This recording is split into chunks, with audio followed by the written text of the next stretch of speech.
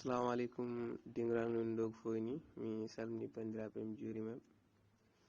en nde woni calminali tan ardiɓe kadi mi salmini bandiraɓe fof en jiiɗino arɗo ginnani kono ken jaggunoɓe seeɗa wallahi mi salmini fewi mi salmini bandiraɓe fof ko wona ɗum ko illi hande yewtere meɗen ko kaaƴe kalkoje en mbi noon kaaƴe kalkoje ina yaaji e nder hen noon eɗen jiiɗi haalde hen ko en layini hen ñande ni ko heewi seeɗa kono eɗen jiiɗi ha joni tan reftade en jiiɗi kadi yewtidade gueɗe ɗe kadi eyyi wan noon ñande hen en peeri tan yo hande kadi en perinto seeɗa kono gabboɗen less seeɗa wan noon ko noon ko nden mbawaten famde gueɗe sinon sen mbi tan eɗen gimmoro less no feewi composition chimique taw gueɗe compose nder ɗe mbi gimmoro noon tan bien vrai ko en kaali ko noon woori kono noon sen peridaki kadi yimɓeɓe pamata ɗum no feewi ko noon puisque gueɗe ɗe pamɗoɗe foof ina andi no famiri ko ma waɗa yeeso mum winda prouva waɗa foof ewo so tawi noon enen ko ni jiɗɗen famnirde bandiraɓe men pecca e meɗen ko joguiɗen ko surtout ko il faut ƴeewen hiila walla la manière mbiyen tan façon walla mbaadi ndi mbawaten enen fof famdirde nder hen taw sen mbaɗi ɗo hunde taw yimɓe fof mbawa famde nder hen ko ɗum jiɗɗen nde tawno pamɗo ɗum fof koko waɗa yeeso mum a yi a explique ha e fof nder hen noon ko noon jiɗɗen enen wadde manière tan mbawen famidirde mbawen famde ko layten ko famdir nder hen eyyi hay ɗum ni ko ken yiɗɓe tan hebde hen gandal no fewi ko ɓeyditorade tan en adde ɗeɗo dente fof ko ɓeyditorade gandal eyyi pour amin ko ɗum tan woni hen objectif o e fof kadi gandal ko noon tan yimɓe ƴettade ma tan haɗa ƴetta eyyi ko noon e nder hen noon sen kibitima e ɗeɗo kaaje kalkoje mbiɗen les météorites walla les comètes ɗiɗo ne jeeya koye les systéme solaire jeeya koye systéme solaire meɗen gonɗo ɗo no mbiyen noon tan eyyi e nder hen noon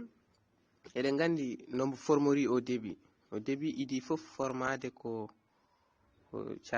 caggal big bang mbiren noon tan eyyi gueɗe ɗe idi fof formade ko nangue après heddi noon ko heddi ko wone formude hono formire ko ɓurɗo wonde rocheux ɗi ɓurɗo wadde kaaƴe ɗi jiiɗi abbade less ça veut dire que les éléments solides ɗum ɗin ɗi seeɗa ɗi ɓurɗi ɗum ko noon tan ko noon pamirten ɗum puisque sen ƴeewi formation du systéme solaire ko idi ko formude ɗin mbiyete les planètes telluriques pardon wayno guidiɗi Terre Vénus Mercure Mars ɗiɗo gabbiɗi lesɗi gabbitiɗi lesɗi paade so mbi gabbiɗi less noon ko ɓurɗi ɓadade nangue ɗi kalten eyyi ɗin noon hanti ko goni rocheux eyyi ɗi mbiyete ko planète tellurique ewo gabbiɗi downi noon mbiyete planète gazeuse kono ko des géantes gazeuses géante sen nani géante arabe wiyata ɗum ko imlaq enen pular mbiyen ɗum sembolide walla mawnude tan hunde ko géante koko mawni eyyi ɗin noon goni formude dowɗi eyyi ɗum noon wiyete joni ceinture de Kuiper mo nanteno Kuiper walla mbiyen nuage de Oort ɗin ɗon joni wona woni hen ko ɗum ɗo toon comète aji ɗi goni eyyi ga ceinture d' astéroïde o mbo woni ko entre Mars et Jupiter wona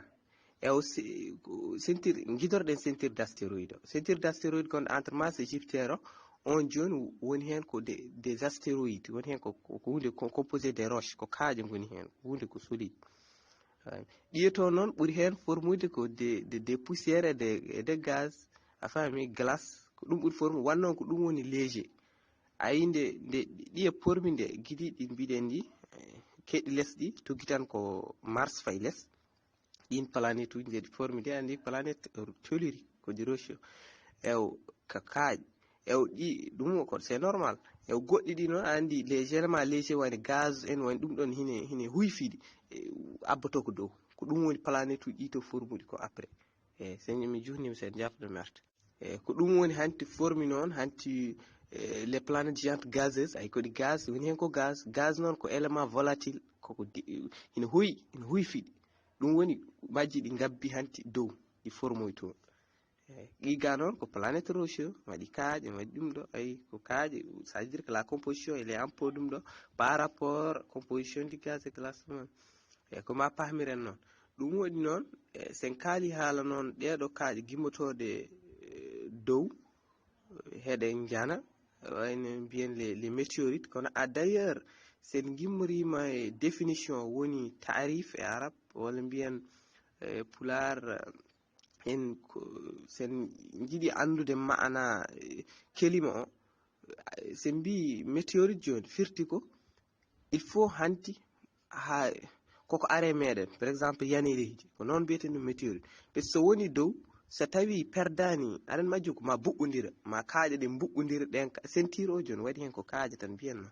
eyi ko ɗen ko ma perde équilibre ɗe buɓɓodira so ɗe buɓɓodiri noon goto hen perde orbite mum yanoyay leydi walla yanoyay mars walla yanoyay lune to wawi yanude hen foof kono hanti kam mbo perdi mas mabbo aɗa perdi orbite mabbo pardon perdi hanti ɗo mbo ɗum nanno ɗo hanti buɓɓodiri mbo perdi mbo yanoy eyi so yanoyi noon heewi noon so enen noon ay leydi ndi ɗo ko couvrandi ko wiyete atmosphére atmosphére o ko couvre leydi ndi eyi atmosphére o kala ko natata hen ko jeyaka hen huɓɓat ko ɗum woni ko jeyeten ko ɗi gimmo toon majji ɗi perde orbite majji astéroïde parent o perde somo perdi noon hanti mbo wontata ko météoroïde eyi somo naati noon mbo wiye ɗum ɗo mbo wiye météore walla mbiye bolide noon ɓuuri hewde lumiére no feewi mbiye parfois mbiye bolide ni aɗa wawi yiɗum hay ñalawma puisque ni foori fortago mum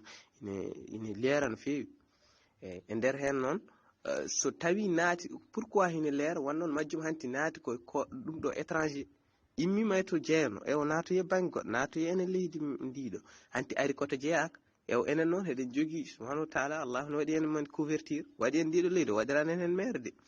ko protège en ko couvre en ɗum woni soɗe gaari kaaje ɗe kaaje ausbillah soɗe jani tan en jii ɗe perdi masse majje ɗe jani ɗe mbaɗi ko boni no feewi saka noon sinoma atmosphére imaginez vous c'est atmosphére donc en mbawi ɗum noon kono hanti firti kam koɗe kewɗe doole no feewi soɗe perdi ɗum ɗon majje eyi donc soɗe ngari noon ɗe naati e nder atmosphére meɗen hanti ɗe gonay frotade eyi ɗe gonay frotade e atmosphére puisque ko atmosphére waɗatno ɗe froto hanti ɗe kuɓɓa so heddorima hen ɗe dañi échappude ɗum ɗo heɗe janoye leydi he ɗum woni hanti wiya eyi garen météorite koye yani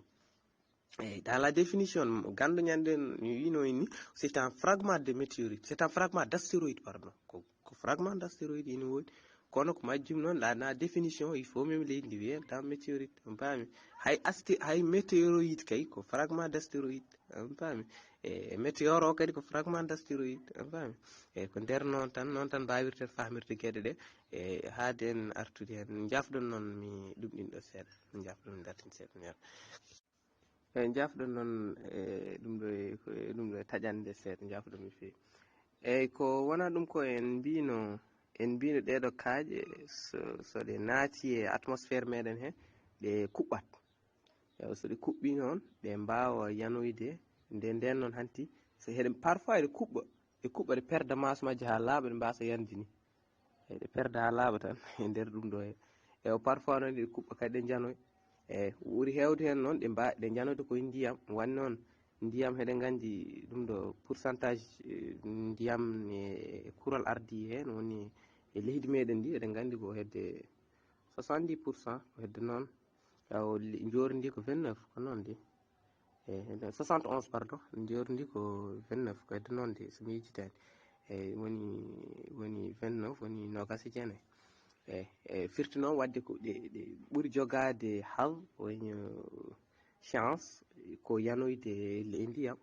eyi kono noon ɗum haɗatade heɗe janayi ɗum ɗo eɗe janayi jordi eyi kono ɓuuri kam hewde hen ɗe janoyde koye ndiyam eyi kono noon kadi ɗe ɓuuri wawde ƴeewoyede ƴeewoɓe ɓe wiyeteɓe les chercheurs de météorite woni aynaɓe ɗen kaaƴe kalkoje wannoon kaaƴe ɗe sa neɗɗo yiiti ɗe keewi valeur eyi ɗe keewi nafoore no feewi pour maɓɓe puisque ko majje mbawi andinde en composition woni fewnande univers o eyi wanno majje ɗe datata ko 4,6 milliards d'années eyi firti ko à la naissance de la terre elle même firti ko honon nde leydi ndi ɗum ɗin nde forme nde ko nden majjene ɗo forme sauf parfois pardon mi serdan on seeɗa waɗi noon so tawi en mbi ɗen mbawi dadde taw ko les météorites primitives woni les météorites no chondritique won ɗin noon ɗin ko gila formation du systéme solaire gila nde formi nde ko noon tan ɗi mbayi ɗi change ani haydara kono se mbi noon les météorites achondritique woni les météorites différenciées mbayi kon leydi ni tan koɗi change uɗi an paami eyyi waɗi noon hiɗi jogui la croûte ko wiyete croûte hiɗi jogui kadi manteau ko woni less mum ko hiɗi jogui kadi noyau woni alurde nde less eyyi kala wadde ko waɗi noon wiyete ko waɗi différenciation change eyyi waɗi ɗeɗo kaaje ne kalkoje waɗe majje ko noon mbayi waɗe majje noon ko gila formation tan guila dawa dayi mbiyeten mi anda hen formation tan ko noon ɗe mbayi ko noon tan ɗe wiyete ko météorite primitive eyyi donc ɗo kam Mauritanie kalan ɗo kam ɗe puɗɗi kam haala majje haalede tan no fewi ha yimɓe mbatti tan ƴeewa no fewi ko 2011 ɗo yani hedde mi layini ɗum ni mi sikki ñande hen somi yejjitani hedde wuro ni hedde kiifa to ko 60 km kiifa ko wiyete ko Boumdeyid yani toon en 2011 hedde 20 heures 21 heures GMT yani ɓe coodi tan yani tan ɓe ngari ɓe subaka ɓe kocci ɗum no wiyete ko chute en kaali ñanen kadi ko hono gandirta site no gandirta trouvaille ɗum ɗo foof mi sikki ñanen en kaalini mi arta eyyi sen kaali noon ɗe to no wiide gimmortoɗi en ɗi ceinture de Kuiper ɗi ne goɗɗi en no fewi par rapport sen kaali tartibe majji gila nangue tan ha fayi dow e waddi ɗi goɗɗi en puisque majji ko au delà de ceinture non au delà de Neptune si je me rappelle bien ko hedde toon e dow toon ɗi gonoy woni ko dow ɗi keedi wiyete ko ceinture de Kuiper walla ɓe mbiya hedde nuage de Oort ko toon ɗi gimmorto en ɗen goni les comètes ɗen noon heɗe certe astéroïde gonɗe gahaɗe puisque ɗen formation majji ɗe formi ko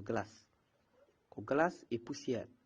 eyyi sen mbi noon inde nde ni sen ƴeewi seeɗa pour faccirde inde nde comète nder hen waɗi coma mo o ko mo grec yunan arabe wiyataɓe ɓen ko ɓen inde nde coma o firti ko laaci que ɗum ɗi mbaɗi wannoon enen joni sen coynima e ngar joni wayata ke mbaɗi laaci ni e ko noon puisque ko réflexion di ɗum ko nangue wattani noon ɗum hanti wanno ɗi mbaɗi ko glace formi ko poussière ko ɗum waɗi hanti ɗum ɗine waɗa wayno laaci ni ɗum jirten ɗen gimmorto to kono ɗen ɓuuri mawnude par rapport se mbi ɗe gimmotoɗe en gonɗe ceinture d' astéroïde ɗe ɗin woni mbiyen les astéroïdes wanno ɗen kaaje eɗe certe ɗe to en paami joni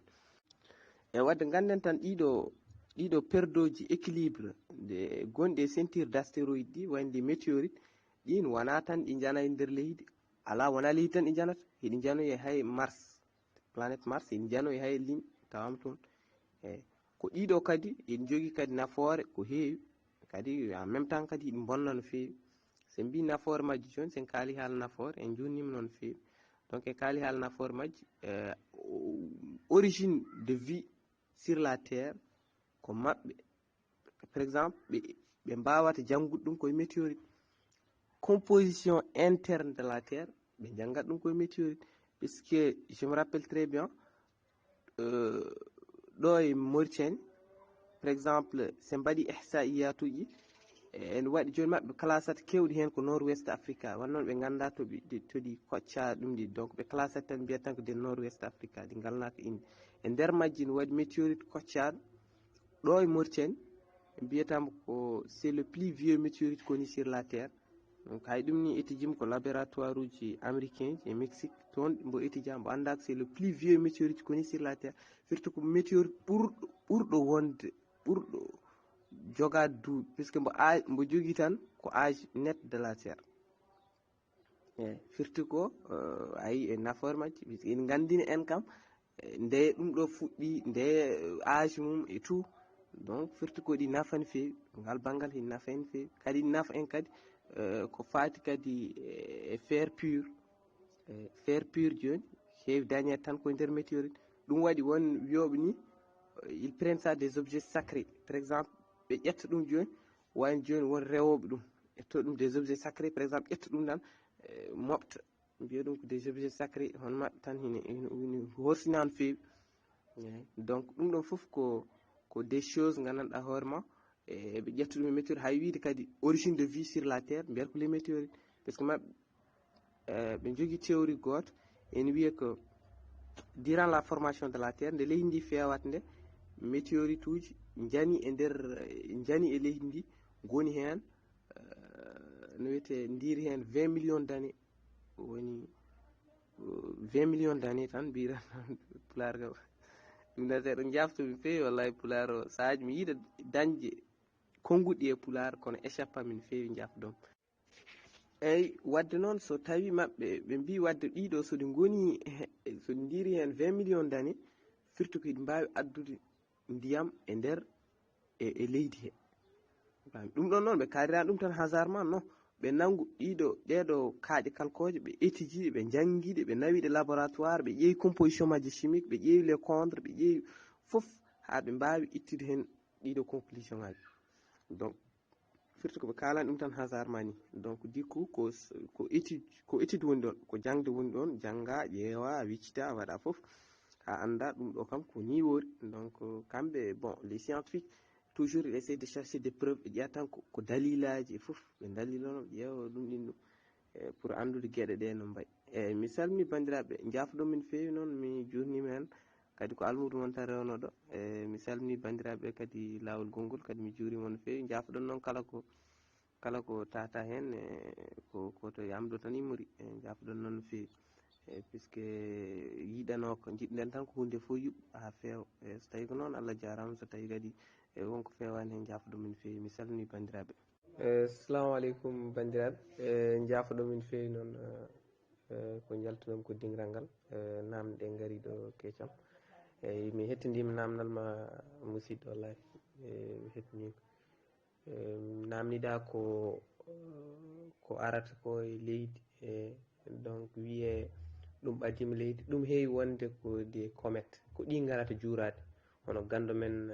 wini gandu men gonɗo joni jippiɗo hono ɗo jinnaɗo men o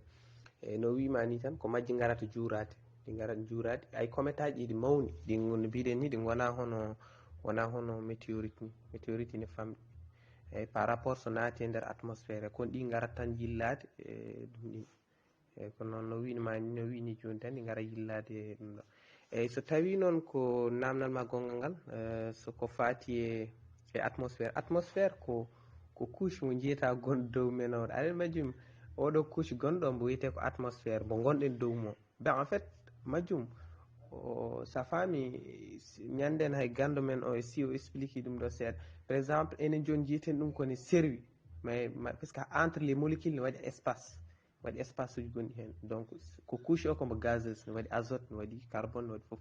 eyyi ko on couche woni ɗo donc hay e duuಳಿ ɗe foof goni koye atmosphére he faami o woni mbiyeten ɗo joni atmosphére couche gonɗo e couche mo leydi o noon ha fayi nder seeɗa ha sen jeehi quelques kilométres nder leydi eɗen mbawi oɗon couche mbiyetemo ko lithosphére a faami e couche gonɗo less mabbo o noon on kadi wiye asténosphére hay ko ni ɗi poti waɗi ko asténosphére waɗi lithosphére waɗi atmosphére faami ko ni ɗi poti ko tati jafoɗa noon taw mi jaabima namdal ma ngal no jiɗirɗa ni mi salmini merci a jarama no fewi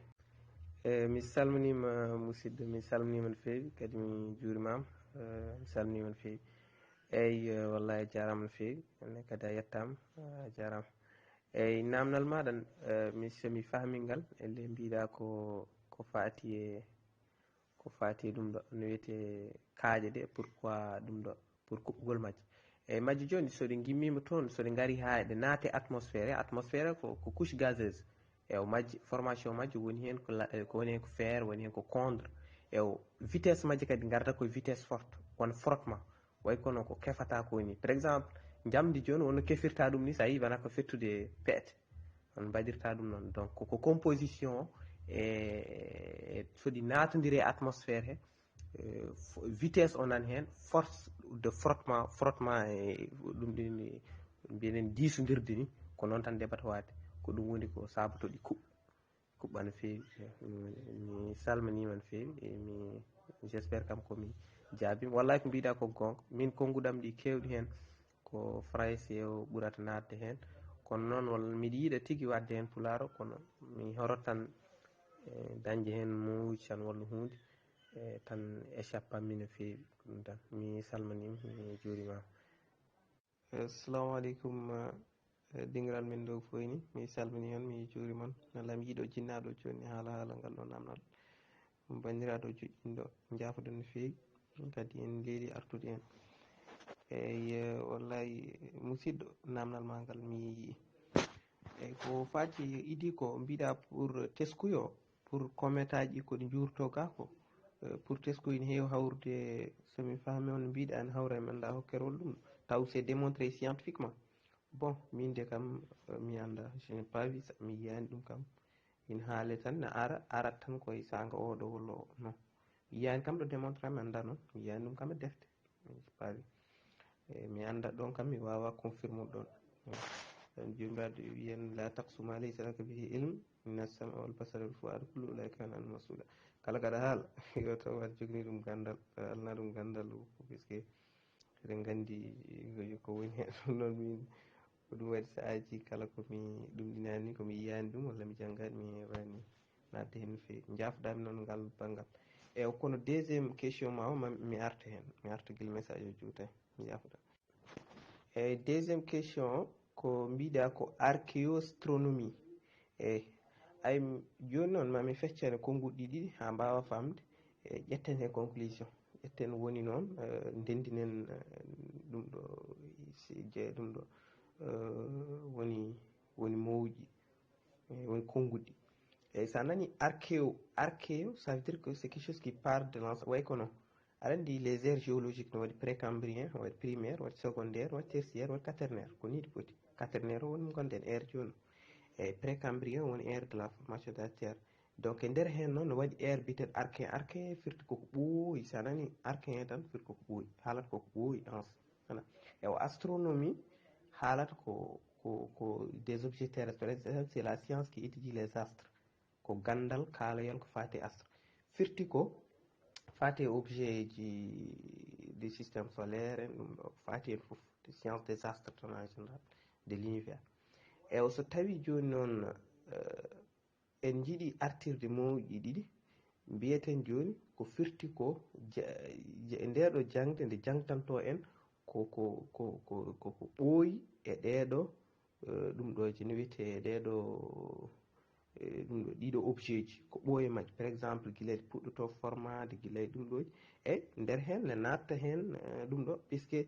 ɗin ɗon objet ji en ƴeewi joni nane majji en ceerdani, nani hen les astéroïdes, nani hen les comètes, nani hen foof. Ewa sa étudie ancien majji tan ewa natte ngal ɗo gandal, a nante archéostronomie, a faami, a natti hen. Firti ko sa wi tan haɗa janga ko ɓooyi hen, par exemple wiide astéroïde formé ko gila 4,6 giga, firti ko an natɗa koye on ɗum ɗo on science, a faami. Bien vrai que la science qui étudie ɗum ɗo les météorites et météorologie, voilà, ɗum noon ɓe mbiyata ngal gandal kadi. E o firti noon so tawi an jiɗɗa ko jangude ko fati e ko ɗen ɗum ɗoje kono ko idi ko ɓooyi, a faami, ko neɗɗo tawaka walla ko ɗum ɗo de base tan koye hiisoji e foof, firti an gonɗa koye nadde ngal gandal, voilà. E mi anda noon sen ƴetti hen conclusion ko mbawɗen famde hen, kadi anduɓe ɓe mbawi artude hen kadi kalanen hen ko ɓuuri kadi ɗum ɗin. Neɗɗo foof kam gandal won tan ɗo jomiraɗo ɗum ɗin won tan ko ɗum o, puisque o wi ko subhanahu wa taala o wi ko wama utitumul ilma illa qalilan, on dokkaka gandal sowona seeɗa. ɗum ko neɗɗo fo wayi noon te kam ko gandal ngal ko limitago. Mi salmini mi juurimama kadi jafoɗa no feewi e retard o woni tardude nde seeɗa, mi salmini. Assalamu aleykum dingiral men, mi salmini bandiraɓe lawol gongol, kadi won bandiraɗo garɗo o ɗiɗon namde, mi sikki ko namde ɗiɗi somi faami. Premiére namdal maɗan ko fer o, gonga ko kalɗa ɗo ko hypothèse uji ɗum ɗo ɗi mbiɗa ɗo ɗi namdal ma ngal joni, pour l'origine de l'eau sur la terre e majjum hina haale ko hypothèse uji tan ngoodi ha joni. Hypothèse uji ɗi no mbayi way kono mi hydro première namnanga par exemple fer o aɗen durant la formation de la terre aɗen terre waɗi différenciation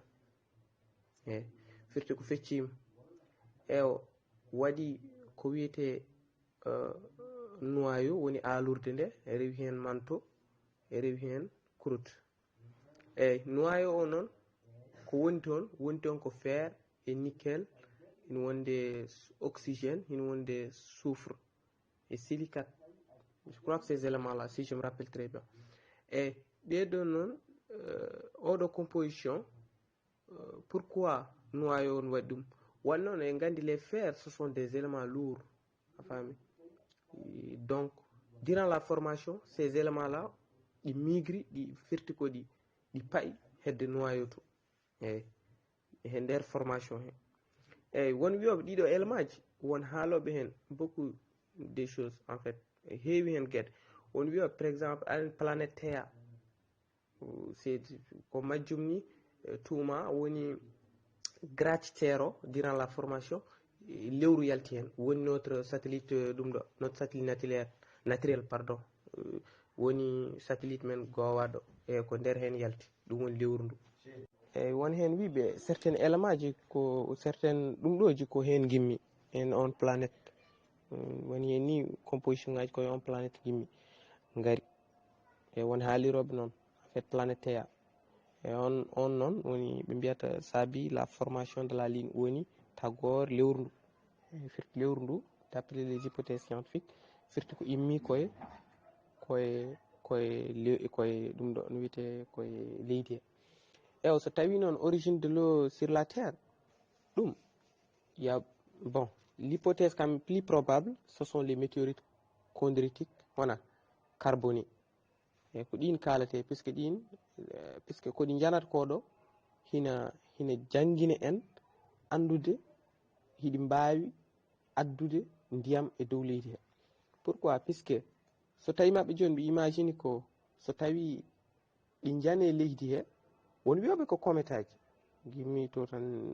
janayi ɗum ɗo he o wiyaɓe des météorites chondriques carboniques ɗin kadi ko ina mbaɗi à l'intérieur dans leur composition chimique ce qui permet de ko wawata addude ndiyam e nder ɗum ɗo e dow leydi he. Kono noon ɗum wona wawa wonde hande walla janggo ala ko il faut wona ɗon hedde 20 millions d'années. Eyyi so woni ɗon 20 millions d'années noon hina wawi addude ndiyam ɗam pour maɓɓe puisque d'après les compositions ko météorite aji ɗi goniri koɗi aɗa hunde fof jogui to socle mum firti ko jogui tambadi mum e nder hen ɗon ndeɓe jangguide ɗum ɗo foof ɓe étudie ɗum ɗo foof ɓe jangui ɗum ɗo foof ɓe gandi ɗum ɗo so tawi wonino yane leydi he ko fotino 20 millions d'années hina wawi addude ndiyam e leydi he e ko ɗum woni ɗon kono noon waɗi kadi wiyoɓe ko comète aji wonno comète aji ne waɗi glace ɗin kadi so jani ɗum ɗo kono comète ne mawni paami. Donc collision avec la terre ina wawi cause goɗɗum ga ɗum waɗi mbiyata kam ko météorite chondritique min kam carbonique ɗum janggumi hen donc ɓe anda noon ça dépend goto foof kadi ne wawi kadi ɓurɗo en andude kadi ne wawi addete ngal ɗon namdal kadi ƴeewa ko ɓeydi hen. Mi salmini bandiraɓe mi salminima pose namdal mi salmini mi arta seeɗa pourquoi eɓe mbiya ko noyau woni alurde leydi ndi woni hen wona fer tan woni hen puisque nden ndeɓe mbaɗi nde les zones la sismologie woni gandal patugal e onduji sismique ɗi e ndeɓe pelli onduji ɗi nder ɓe envoyé les ondes pour andude ko woni nder leydi composition interne de la terre ewo ɓe tawi noon so tawi onde primaire uji idotoɗi ɗin so hiɗi traverse tous les milieux firti ko hiɗi mbawi ɓennude kala ɗum ɗo milieu firti ko hayso tawi woni solide walla so woni liquide walla so wayno ndiyam liquide ndiyam solide so tiiɗi hiɗi mbawi ɓennude kono joni so naate nder noyau he joni hayso tawi ko milieu e heeɓe mabɓe heeɓe anduɓe heeɓe jogo sentiment woni heeɓe jogo ɗum ɗo pour wiide onduji hiɗi jahra seesa maɓɓe joni hawi pourquoi hiɗi ralentis donc firti ɓe gandi noon ɓe ƴeewi la composition e ɓe ƴeewoy noon les météorites woni kaaƴe kalkoje ɓe ƴewtoyi ɓe tawi wone majje joni par exemple ɓe mbiɗen différencier ɗe mbaɗi ko même composition de la terre eyyi ko ɗum tagiɓe noon waddude ɗi comparaison ha ɓe ganda leydi ndi ko woni nder des éléments gandanɗa hoorema gueɗe gonɗe nder leydi nde eyyi jafoɗon noon mi anda so mawɗi pamam kadi gueɗe ɗe mi anda son paami hen mi salmini bandiraɓe kadi lawol gongol mi juurima on eyyi merci musidɗo walla mi salminima mi juurimama no fewi lawol gongol eyyi e namdol maɗa ngal ɗo eyyi mbiɗa ko les météorites taw kodi porteur de virus d' après ko janggumi hen ko ɗum ni les météorites non min mi meeɗa ɗum yiide pour so tawi ko majji kodi porteur de virus mi meeɗa puisque c'est mbi virus ga virus c'est quelque chose qui est vivant c'est une cellule en fait sen kaali haala virus ko cellule ew ɗum to noon kam ko kaaƴe fami mi yiyani mi anda virus kam mi anda sono wawi wonde hen mi sikkani virus koko wuuri ew virus heewi ko natde e neɗɗo walla ara bonna puisque a neɗɗo cellule aji mum nder hen waɗi ko ADN puisque enen jogui ko cellule aji eucaryote jafɗo noon miɗen natta biologie seeɗa puisque question muɗum o hami serna ɗum seeɗa kono noon biologie probléme ko heewi hen mi anda no wiyete pulaar eyyi nder cellule o noon wannoon enen jogui ko les cellules eucaryote eyyi ko noon cellule aji men mbiyete cellule eucaryote taw nder o ne waɗi alurde sen mbino cellule procaryote firti ko cellule aji ngala alurde wona eyyi wayno bactérie ji ko noon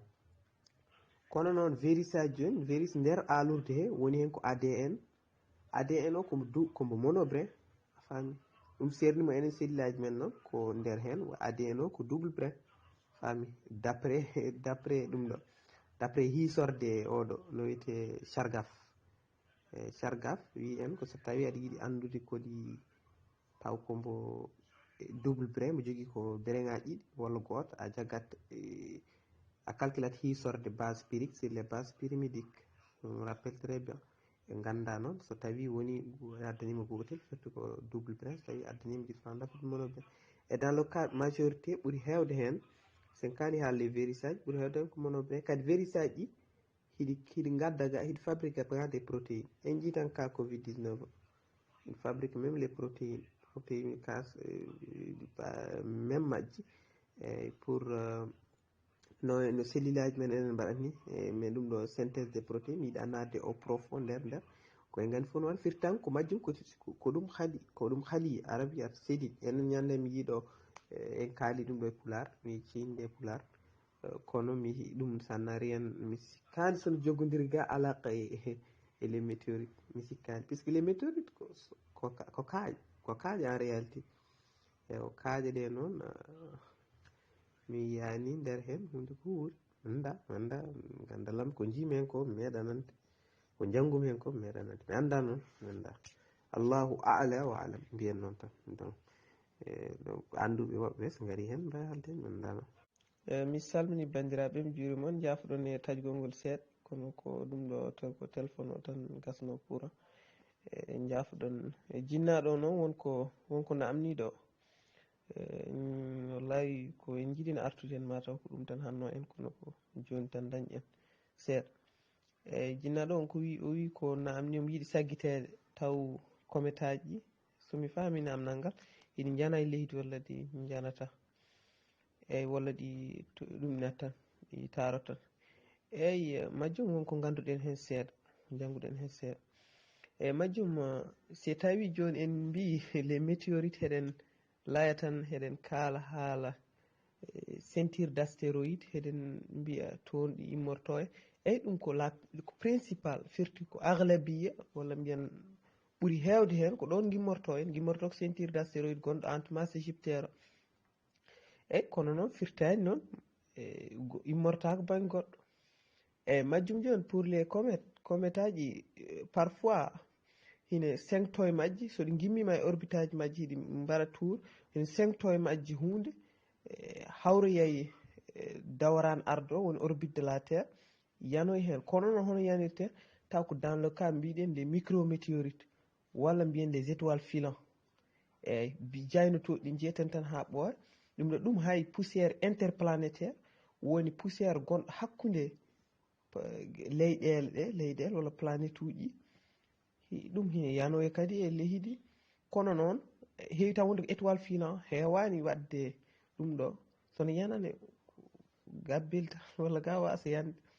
ɗum ko des poussiére ɗum ne immoro en hay e comète aji ɗum ne immo hay e comète yanayi leydi kono wona yanayi leydi naatay orbite leydi terre he huɓɓa so huɓɓi tan saaya wonno ko des poussiére ko poussiére tan interplanétaire mawnani won kadi météorite uji gimmorteɗe en Mars eɗen gandi won gimmortoɗe kadi Lune d' origine Mars woni gimmortoɗe en to kono enen joni wannoon hanti kalaten tan ɓurɗen tuknade koye ceinture d' astéroïde wonnoon ko toon ɗi ɓuuri wawde immorade majji ko ɗon ɗi goni ko entre Mars et Jupiter pourquoi hiɗi gonɗo wonnoon gravité Jupiter o foori ɓe mbi ɗi gimmi koye planète tan mbo heeli mbo arino hanti heddi élément ɗi noon goni ɗon hiɗi tourno pourquoi hiɗi tourno par ce que pooɗal Jupiter hine foori no fewi ɗum waɗi ɗi stabilise ɗon ɗi deeƴi ɗon kono début de la formation nde leydi ndi fewnetede ɗum ɗo kewɗe majji janoyi nangue he kewɗe majji kadi janoyi banggue goɗɗo wannoon hiɗi natanno e zone goto mbo wiyete ko lakkinde Kirkwood mi haalino ɗum ñanden somi yejjitani ɗum waɗi kewɗe majji perde orbite aji majji kadi nani ɗo won namdal ni somi yejjitani mi mbiya pourquoi heɗi ɗum ni wanno majji ɗi mbuɓɓodirat tan ɗi perda orbite majji tournannoɗo majji ko jagguiɗi ko pooɗal Jupiter ngal jagguiɗi pamiren noon ceinture o jagguima ko pooɗal Jupiter ngal so wonano ngal ɗi darotako ɗon ɗi janoyat banggue goɗɗo ɗum jaggi ɗon wadde en paami mi salmini bandiraɓe kadi ha gongol so Allah jaaɓi inchallah beele ma en gartu hen kadi no fewirta ni hannirta mi salmini on